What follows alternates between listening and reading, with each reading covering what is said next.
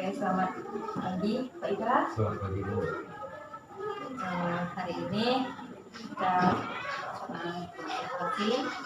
Sebelum kita observasi, kita diawali dengan observasi. Bagaimana Pak Ida, sudah siap? Siap. Oke, SPP sudah jalan siap? Saya akan bertanya sekitar apa persiapan Bapak dalam mengikuti observasi ini. Untuk pertanyaan pertama, apa tujuan pembelajaran dari SPP yang Bapak buat?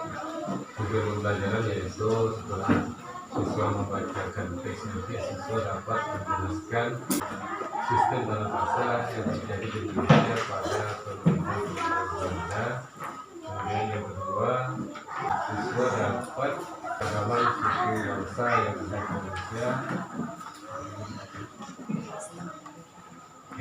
Yaitu menyebutkan perlawanan yang terjadi pada Indonesia pada masa pemerintahan kolonial Belanda. Apa tujuannya Pak? Berarti ini sekitaran mata pelajaran apa? Mata pelajaran IPS.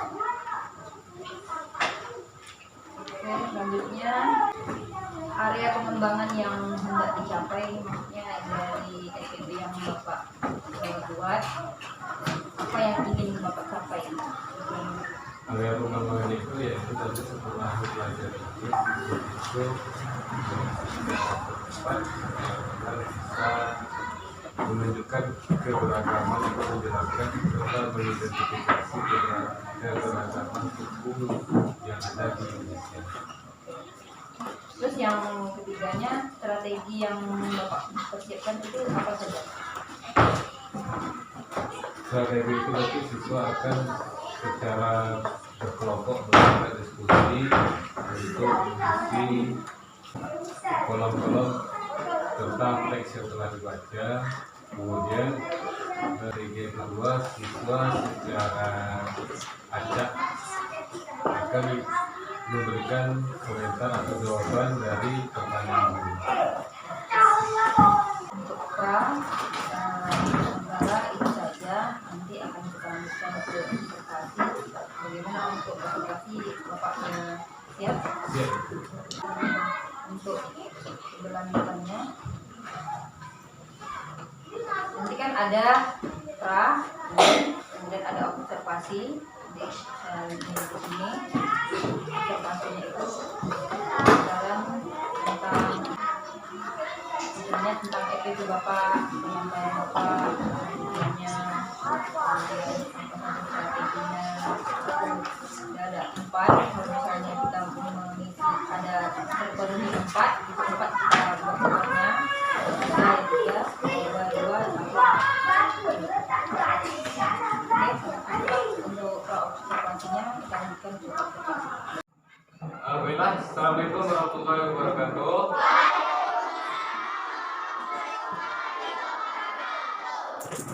Ya, selamat pagi, selamat berjumpa kembali kita di pagi yang cerah ini. Ketua kelas, silakan nak, kamu siapkan dan berdoa sebelum kita memulai pelajaran. Siap, doa mulai.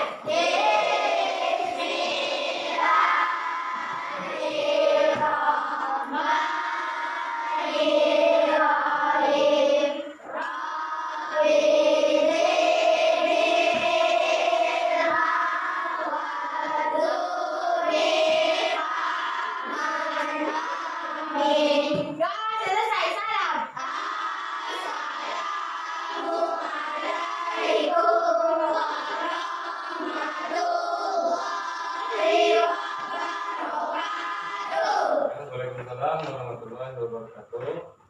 Baik, anak-anak Bapak semuanya, siapa yang tidak hadir pada hari ini? Oke, bagus. Ya.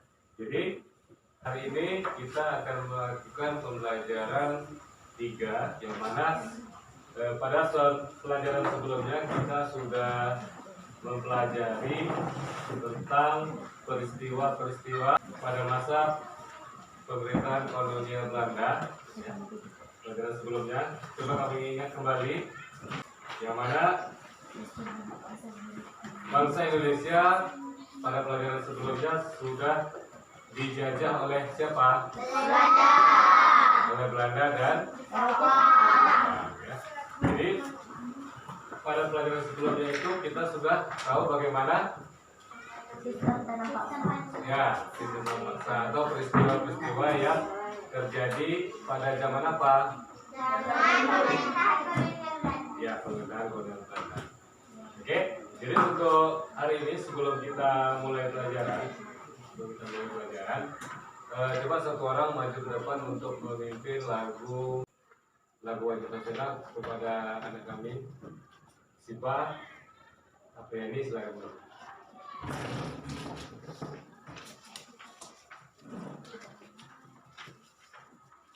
Silakan lagu apa yang akan kita bawakan. Oke, yang lain kita menyanyikan lagu wajib nasional. Tanah airku Indonesia. 3, 4. Tanah airku Indonesia. Oke, tepuk tangan untuk kita. Ya, terima kasih kepada siswa kami, anak kami, ini. Jadi kembali kita ke pelajaran kita, yang mana hari ini kita akan belajar tentang sistem tanam paksa yang terjadi di Indonesia pada zaman siapa? Pemerintah kolonial Belanda. Pada zaman pemerintah kolonial Belanda.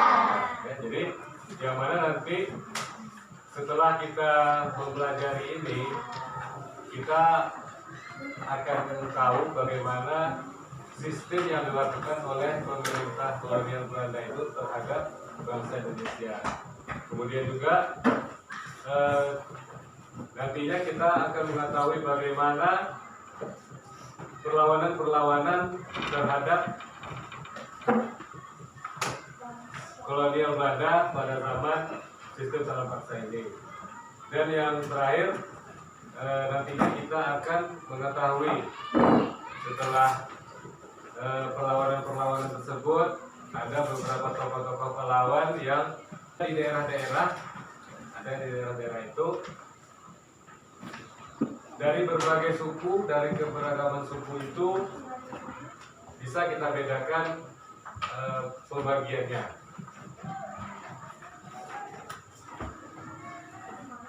Kemudian pelajaran kita halaman 30 ini, di paragraf pertama, coba Sipa baca paragraf pertamanya. Pada masa kepemimpinan Gustav van Beskow, Belanda memperkenalkan sistem tanam paksa.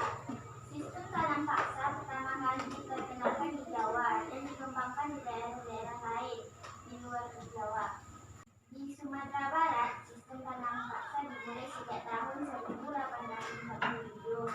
Saat itu penduduk yang telah lama menanam kopi secara bebas dipaksa menanam kopi untuk diserahkan kepada pemerintah kolonial Belanda. Sistem yang hampir sama juga dilaksanakan di tempat lain seperti Minahasa, Lampung, dan Palembang. Kopi merupakan tanaman utama di Sumatera Barat di Minahasa. Adapun badam merupakan tanaman utama di Lampung dan Palembang. Di Minahasa, kebijaksanaan yang sama kemudian berlaku pada tanaman kelapa. Pelaksanaan tanam paksa banyak terjadi penyimpangan di antara lain sebagai berikut. 1. Jatah tanah untuk tanaman ekspor melebihi 1/5 tanah garapan, apalagi jika tanahnya subur. 2. Rakyat lebih banyak mencurahkan perhatian, tenaga, dan waktunya untuk menanam ekspor sehingga banyak yang tidak sempat mengerjakan sawah dan ladang sendiri. 3. Rakyat yang tidak memiliki tanah harus bekerja melebihi 1,5 tahun. 4. Untuk pelaksanaan tanam paksa ternyata melebihi waktu tanam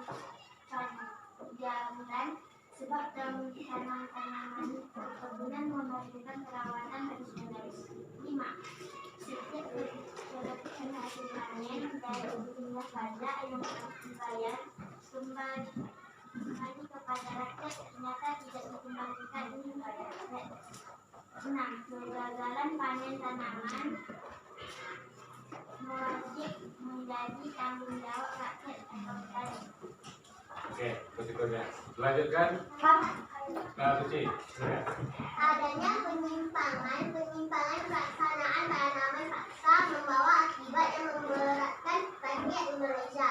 Akibat penyimpangan pelaksanaan tanam paksa tersebut antara lain banyak tanah terbengkalai sehingga panen gagal. Rakyat makin menderita wabah penyakit merajalela. Bahaya kelaparan melanda Cirebon dan memaksa rakyat mengungsi ke daerah lain untuk menyelamatkan diri. Kelaparan hebat juga terjadi di Grobogan yang mengakibatkan banyak kematian sehingga jumlah penduduk menurun tajam. Lanjut.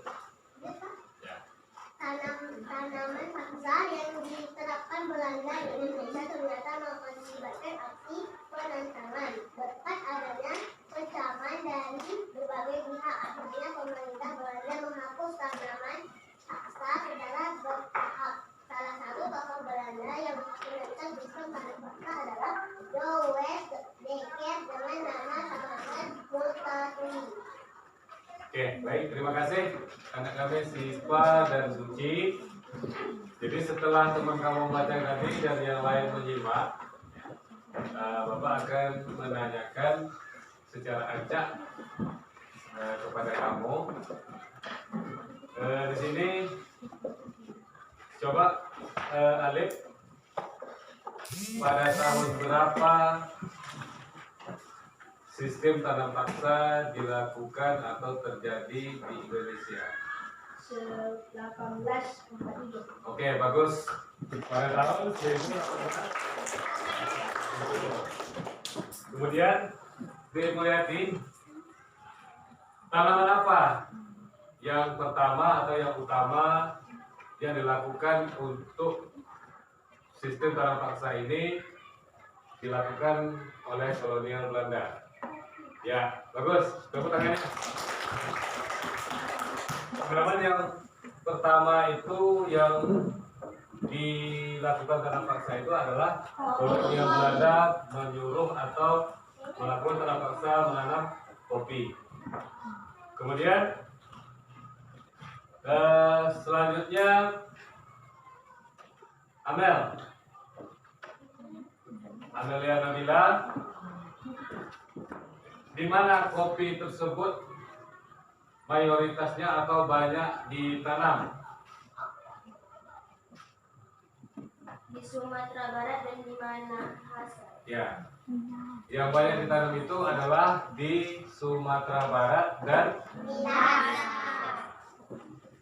jadi sistem tanam paksa ini banyak mengakibatkan banyak sistem-sistem yang memberatkan Indonesia. Siapa yang bisa menyebutkan salah satunya? Suci. Penyakit merajalela. Ada lagi? Amelia Nabila. Fitri. Banyak tanah terbengkalai. Oke. Lagi? Alif. Banyak orang kelaparan. Kelaparan hebat. Banyak kelaparan. Pusna. Makin menderita. Oke, rakyat makin menderita. Jadi penyimpangan-penyimpangan tanam paksa itu yang memberatkan Indonesia itu yaitu bagaimana banyaknya tanah terbengkalai sehingga panen itu menjadi gagal. Ya. Kemudian ada juga rakyatnya makin menderita. Banyaknya apa? Jumlah penduduk menurun tajam. Ya. Apa penyimpangan-penyimpangannya sehingga masyarakat Indonesia itu merasa berat dari pernyataan yang kamu bilang tadi seperti kelaparan, seperti wabah penyakit, menurunnya jumlah penduduk. Penyimpangan apa yang dilakukannya? Tadi ada dibacakan sama-sama ada 6. Yang pertama apa? Dana untuk penanganan ekspor melebihi seperlima tanah garapan apalagi jika terus-menerus. Ya. Jadi nomor 1 itu jatah tanah untuk tanaman ekspor itu melebihi 1/5 tanah garapan. Ya. Jadi Alifah, jadi kalau Indonesia itu mengerjakan satu bidang tanah, jadi 1/5-nya itu punya Belanda, punya kolonial Belanda. Kemudian yang kedua, Rakyat lebih banyak mencurahkan perhatian, tenaga, dan waktunya untuk tanaman ekspor sehingga tanah yang tidak sempat jadi dengan adanya sistem tanam paksa itu, kolonial Belanda dia lebih menitik beratkan mengurus atau mengerjakan lahan yang milik dia, sehingga punya tanah sendiri, punya lahan sendiri itu tidak terurus. Ya. Kemudian yang ketiga apa?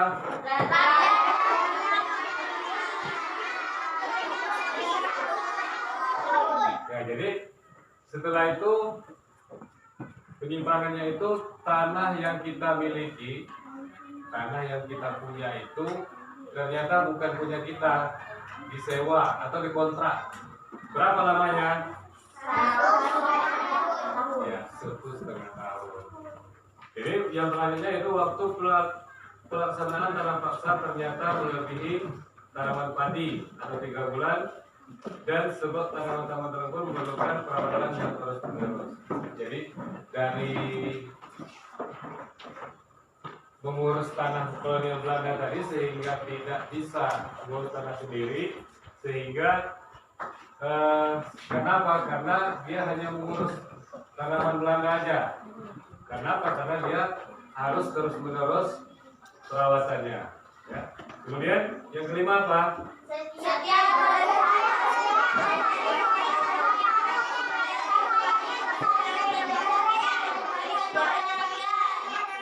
Ya, jadi setiap kelebihan hasil panen dari jumlah pajak yang harus dibayarkan kembali rakyatnya tidak dikembalikan kepada rakyat. Jadi yang seharusnya kita itu di samping upah dari kerja itu, pajak yang diberikan itu tidak dikembalikan kepada rakyat. Yang selanjutnya terakhir apa?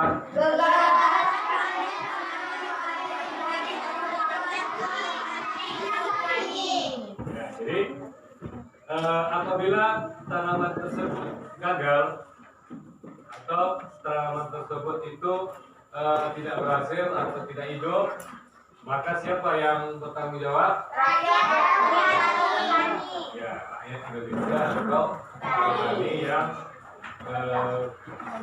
dilakukan oleh tanam paksa itu. Jadi dengan adanya penyimpangan, dengan adanya penderitaan yang dihadapi oleh bangsa Indonesia,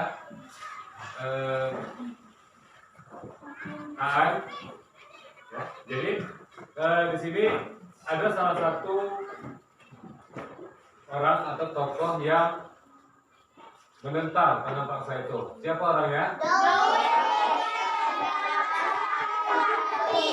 Dewas Dekker, atau nama samaran lain itu Magaduri, yaitu orang apa? Orang Belanda. Orang Belanda. Baik. Jadi setelah kamu baca tadi, di pelajaran sebelumnya itu kita sudah pernah mengenal perlawanan-perlawanan yang dilakukan, ya, pada halaman 36 dulu, ke halaman 36. Di samping Dewas Dekker atau Marta Tuli yang melakukan perlawanan itu, ada beberapa pahlawan-pahlawan di daerah-daerah yang melakukan perlawanan terhadap peristiwa yang dilakukan oleh bangsa kolonial Belanda. Siapa salah satunya? Oke, yang pertama siapa? Muhammad Sarudin dari. Kemudian siapa lagi?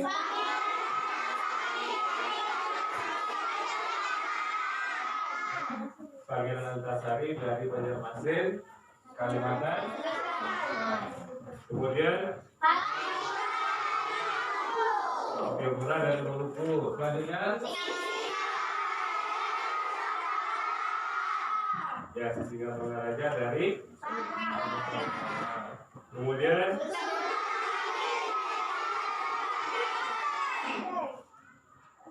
selanjutnya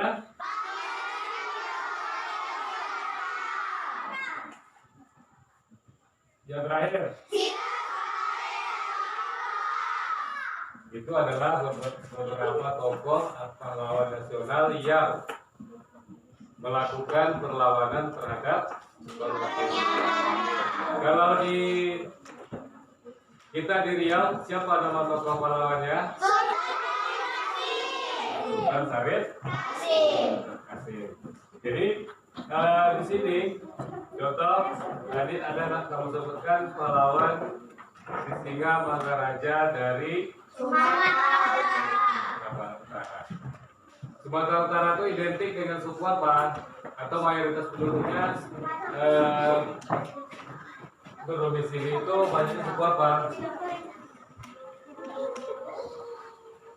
Ada orang tuanya orang Sumatera Utara dalam ini? Oke, kita lanjut dulu. Kita orang Melayu, identiknya di Riau ini suku apa? Sukunya suku apa? Kalau di Riau itu suku yang banyak itu adalah suku atau mayoritasnya itu adalah suku Melayu. Kalau di Sumatera Utara sukunya apa? Sukunya tadi ada yang menyebutkan tadi suku Batak. Kalau tempat penanaman paksa tadi yaitu di mana tadi? Di Sumatera Barat atau Minahasa. Sumatera Barat atau Minahasa. Itu suku apa? Suku yang lain, sebut yang lain. Suku apa? Identik dengan Padang. Padang itu nama kabupaten kotanya atau nama provinsinya. Sukunya suku Minang.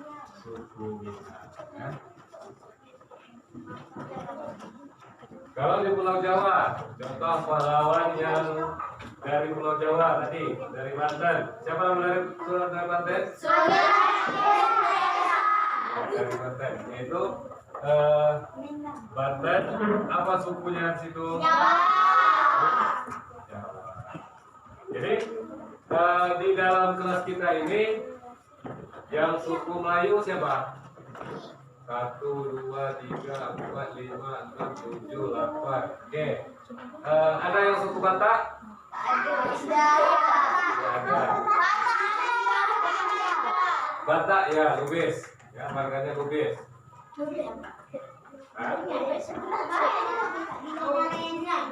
Ya. Orang tua kamu berasal dari mana? Ya nanti ditanyakan orang tuanya datang dari mana?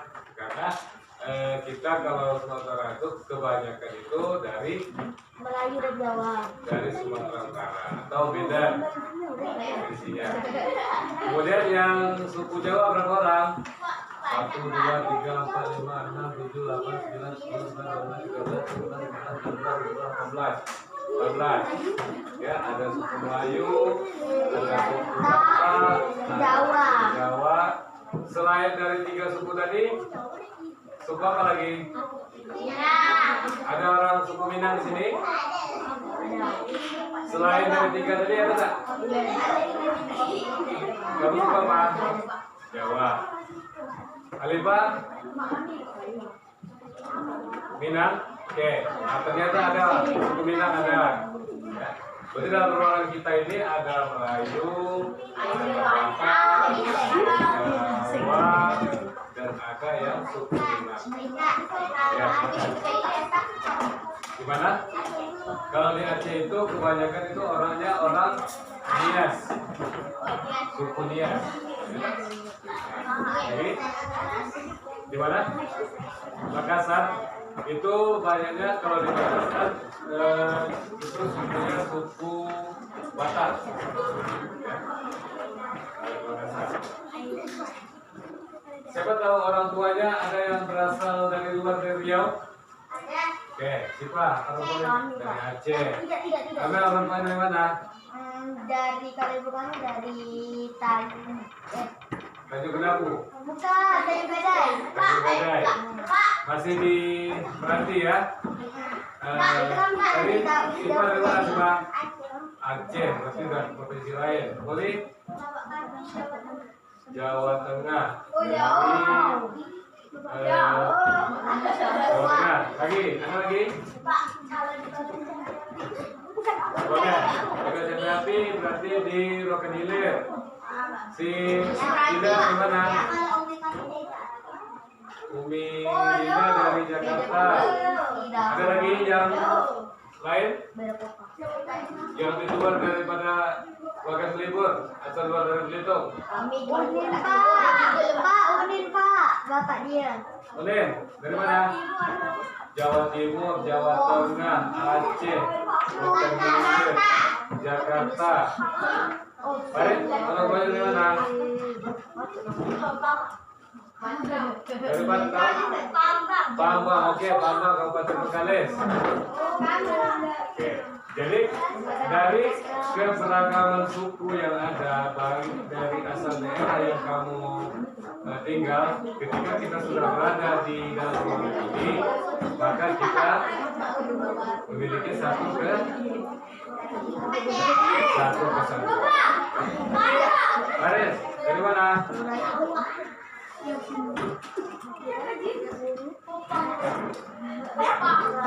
Dari Topang, ya dari Topang. Masih juga. Oke, jadi keberagaman suku itu sangat banyak di Indonesia, sehingga kita walaupun berada di Topang, berada di Tanjung Gadai, berada di Jakarta, berada di Aceh, berada di Api dan lain-lain itu, kita tetap satu warga Indonesia. Apa semboyannya? Semboyan kita apa? Oke, yang lain? Semboyan negara kita yang menyatukan kita itu sebagai keberagaman suku dan wilayah.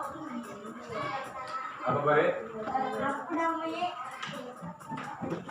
Yang ada di gambar Garuda itu, ada kaki Garuda. Mereka? Apa artinya? Apa suci? Oke, bersatu kita teguh. Oke, yang lain? Oke, kita runtuh. Apa? Kesamaan? Kesamaan yang abadi. Ada lagi?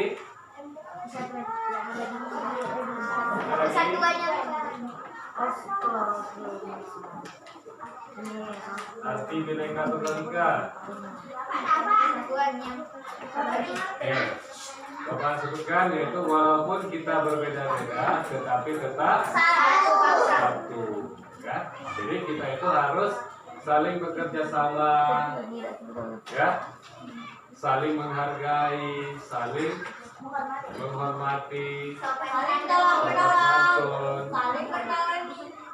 Oke, jadi walaupun kita itu beda agama, dalam ini yang beragama Islam, siapa? Oke, berarti semuanya beragama Islam. Oke, sudah.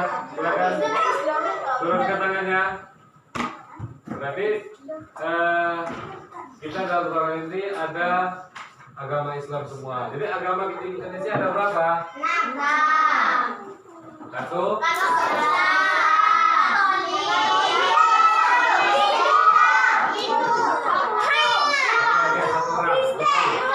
Coba tulis sendiri, ingat agama Indonesia.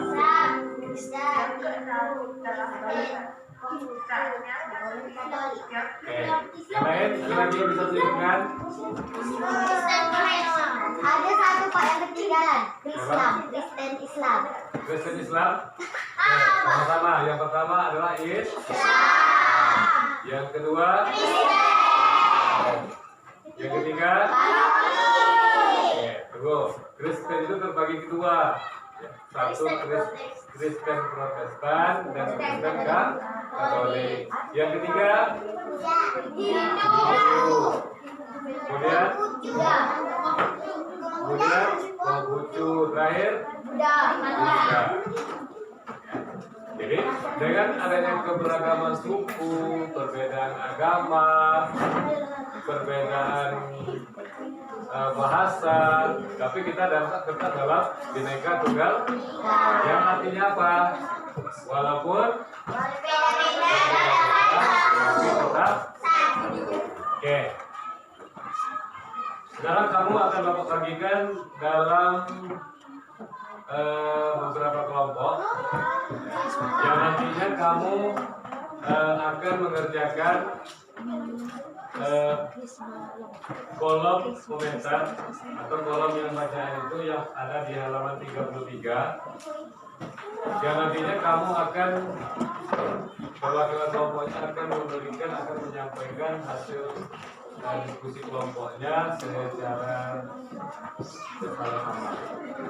Oke, untuk kelompoknya silakan dua meja ini digabung, kemudian dua meja itu digabung, dua meja ini, dua meja itu selanjutnya. Untuk yang sana bergabung di kelompok.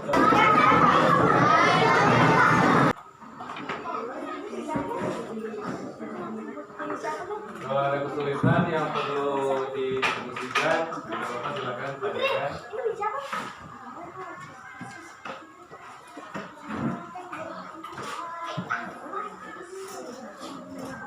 Apa? Kesan ada kesulitan?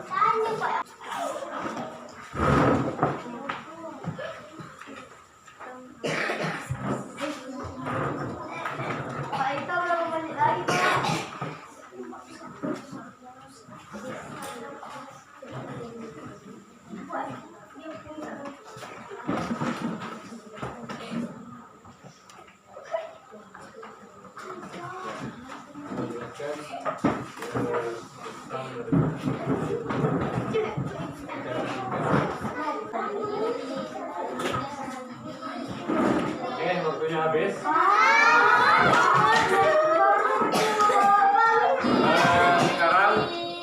Sekarang Bapak akan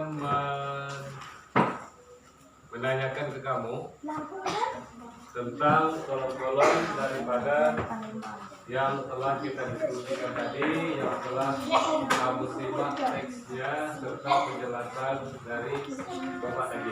Oke. Yang di kolom pertama, apakah pada paksa itu? Oke, kelompok mana yang bisa menjawabkan? Kelompok yang telah lama menanam kopi secara bebas dipaksa untuk menanam kopi. Bagaimana kelompok lain? Apakah jawaban kelompoknya sudah benar? Jawaban?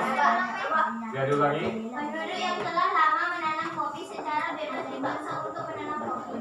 Oke, kelompok lain? Kami Pak. Karena paksa adalah mendorong rakyat Indonesia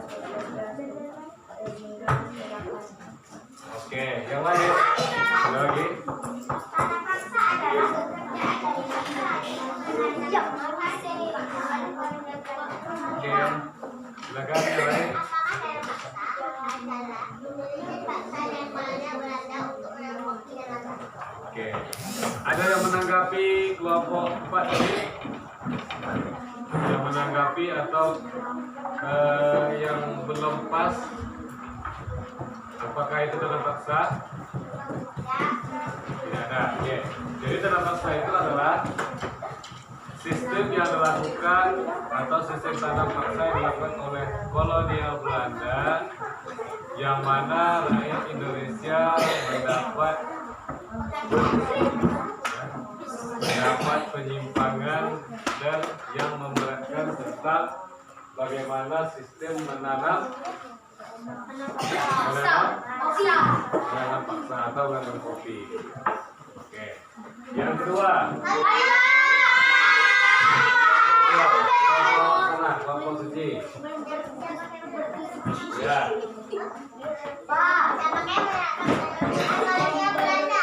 Siapakah yang menerapkan tanam paksa?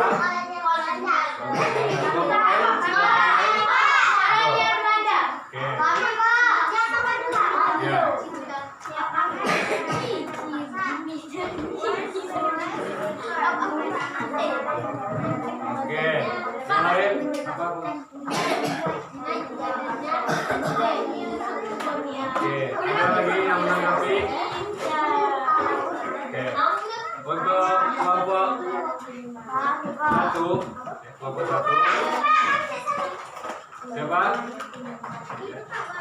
siapakah yang menerapkan tanam paksa? Jadi kelompok satu yang menerapkan itu adalah kelompok kita. Ya, kelompok satu bukan Gowesteker.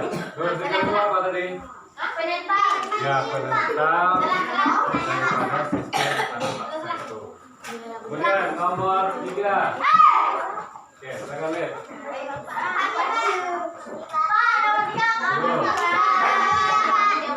Oke, nomor 3 pertanyaannya, di manakah tanam paksa dilaksanakan? Di kelompok 6 itu dia menyatakan di Jawa. Apakah betul atau salah? Bukan, bukan.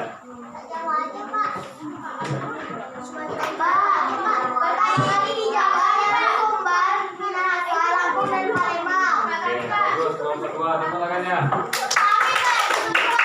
Ya, sama dengan kelompok 2 berarti benar. Ya. Kelompok 6 itu nanti dilengkapi yang mana sistem tanam paksa itu diterapkan di berbagai daerah, diantaranya ada di Minahasa, Sumbar, ada di Jawa, kemudian di mana lagi? Minahasa, Lampung, dan selanjutnya.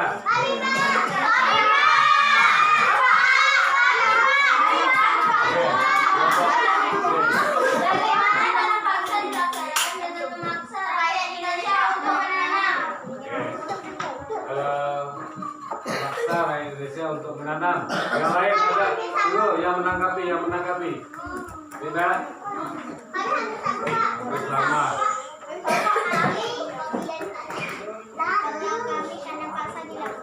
Oke, jadi Bapak lengkapi. Bagaimana tanam paksa itu dilaksanakan? Itu dilaksanakannya penanaman kopi, pengolahan tanah yang dilakukan oleh kolonial Belanda, dan tetapi memiliki penyimpangan dan menimbulkan penderitaan bagi siapa? Bagi Indonesia. Kemudian selanjutnya.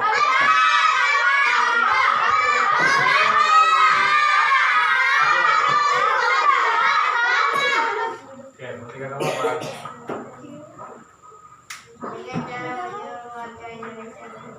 Oke, boleh.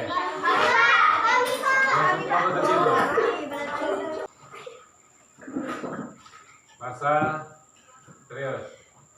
Oke. Jadi sekarang kamu di keluarga sedang membuat kesalahan di rumah sehingga orang tuamu marah besar.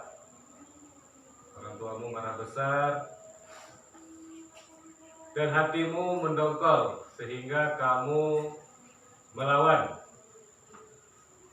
Orang tuamu ikut sedih dan menangis.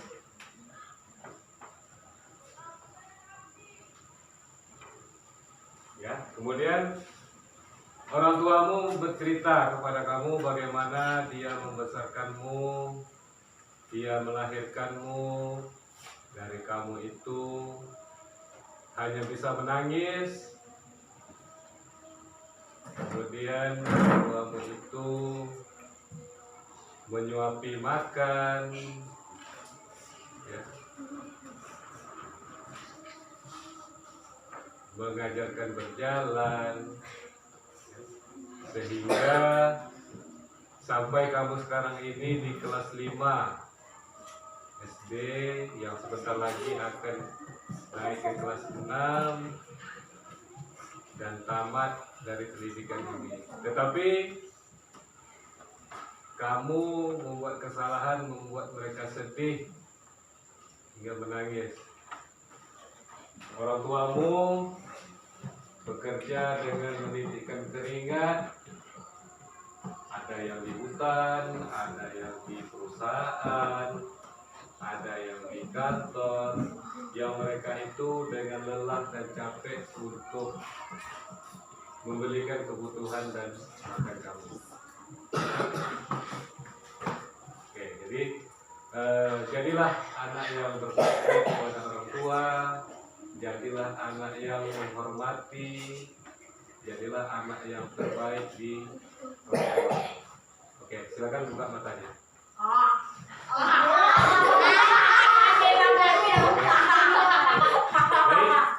Jadi di situ kita belajar bagaimana. Oke, perhatikan kesimpulannya pelajaran kita hari ini.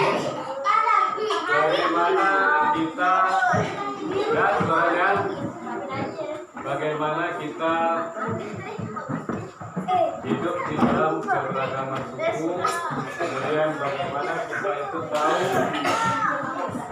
kegiatan atau peristiwa perlawanan yang dilakukan oleh pahlawan kita, dan yang terakhir yaitu sistem pramaksa itu dilakukan di Indonesia.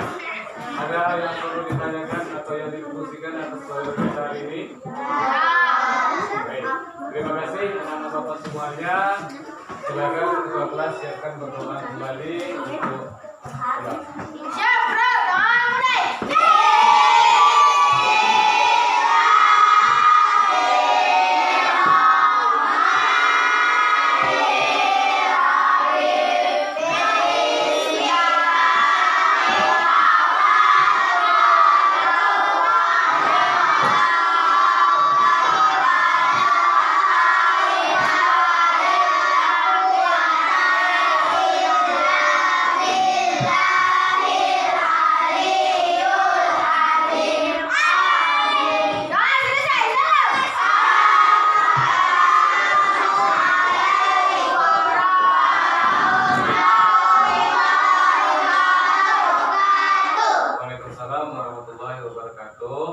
kemudian selamat pulang, hati-hati di jalan. Sampai jumpa lagi besok hari dalam kondisi sehat dan lebih semangat. Oke, kelompok ini